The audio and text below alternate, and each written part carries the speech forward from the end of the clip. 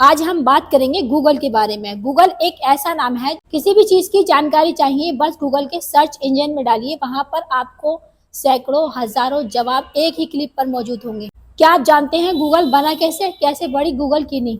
आज गूगल दुनिया के हर देश में कैसे मौजूद है? गूगल का काम सिर्फ आपके सवालों का जवाब देना ही नहीं, बल्कि वो आपको मैप के जरिए रास्ता दिखाता है और ईमेल के जरिए आपको जॉब में आसानी हो गई। गूगल ने आपके फोटो और वीडियो को देखने के अनुभव को आसान कर दिया। तो आइए जानते हैं कैसे और कब हुई गूगल की शुरुआत। कैलिफोर्निया की स्टैनफोर्ड यूनिवर्सिटी से पीएचडी कर रहे 22 इयर्स के सर्गेई ब्रिन और 23 इयर्स के लैरी पेज पहली बार साल 1996 में मिलते हैं। ये वो दौर था जब वो दोनों एक दूसरे की राय से सहमत नहीं हुआ करते थे। इन दोनों के बीच अक्सर बहस हुआ करती थी। इन दोनों की दोस्ती इंटरनेट से जुड़ी हुई एक परेशानी से हुई। वो परेशानी थी इंटरनेट इंफॉर्मेशन। वर्ल्ड में रिसर्च के दौरान किसी खास चीज को कैसे तलाशें, बस यही से पड़ी गूगल की नींव। पीएचडी में दोनों ने अपना research topic world wide web को चुना। फिर वो ऐसे एल्गोरिदम की खोज में लग गए जिससे सभी वेबसाइट को एक साथ लिंक किया जा सकता है और उनकी पॉपुलैरिटी के आधार पर उनके पेजेस को रैंकिंग दी जा सके। और अगले 4 साल दिन रात एक करके उन्होंने खोज की और आखिरकार सितंबर 1996 में वो ऐसे एल्गोरिदम को खोजने में कामयाब हो गए। गूगल का नाम गणित के शब्द गूगल से लिया गया है, जिसका मतलब होता है एक अंक के आगे 100 जीरो। गूगल जो शब्द है अपने आप में खुद से कोई मतलब नहीं होता, लेकिन ये गूगल शब्द से इंस्पायर्ड है। गूगल एक नंबर का नाम है, जैसे 1 के आगे 100 जीरोस लगा दो। 1 के बाद 3 जीरोस आएंगे तो उसे 1000 कहेंगे और 1 के बाद 4 जीरोस आएंगे तो उसे 10,000 कहेंगे। ऐसे ही 1 के बाद 100 जीरोस आएंगे तो उस नंबर को गूगल कहा जाता है। इस कंपनी का नाम गूगल इस चीज को दर्शाने के लिए चुना गया है कि हमारा सर्च इंजन इंटरनेट पर इतनी सारी इंफॉर्मेशन ढूंढ कर लाएगा कि वो गूगल्स में होगी। हर दिन गूगल पर 8.5 बिलियन से ज्यादा गूगल सर्चेस किए जाते हैं। क्या आपको पता है गूगल पर हर सेकंड 63,000 सर्च होते हैं, जिनके रिजल्ट गूगल की दुनिया भर में फैले हुए डेटा सेंटर में सेकंड से भी कम टाइम में आपके पास पहुंचते हैं। लेकिन अगर इन डेटा सेंटर में पहुंचने की बात करें तो 1% से भी कम गूगल्स यानी कि गूगल में काम करने वाले लोग डेटा सेंटर तक पहुंच पाते हैं।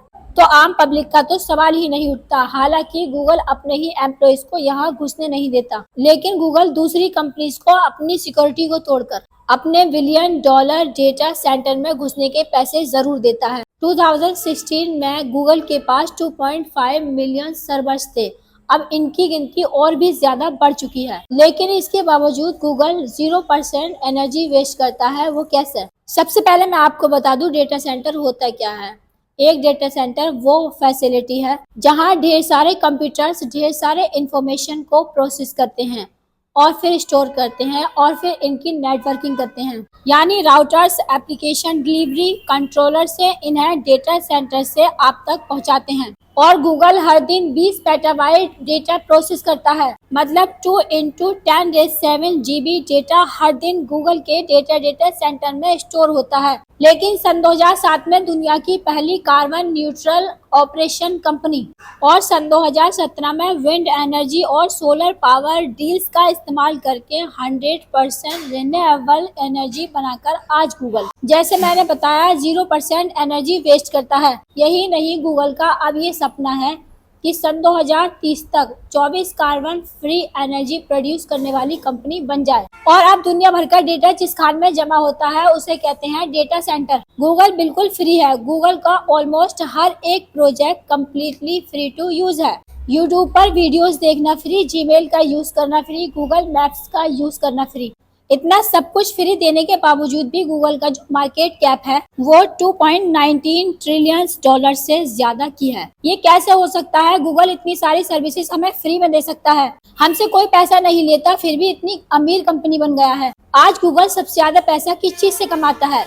अपने सबसे पुराने model business Google search ads से। टोटल $280 बिलियन का रेवेन्यू है, जिसमें से 58% पैसा यानी कि $162 बिलियन आता है गूगल सर्च पर दिखाई जा रही एड्स। इसके बाद second biggest source of income है गूगल नेटवर्क एड्स है। अलग अलग वेबसाइट्स पर जो आप एड्स देखते हैं वो गूगल के साथ पार्टनर करती हैं। गूगल यहाँ से 32.78 बिलियन डॉलर्स कमाता है।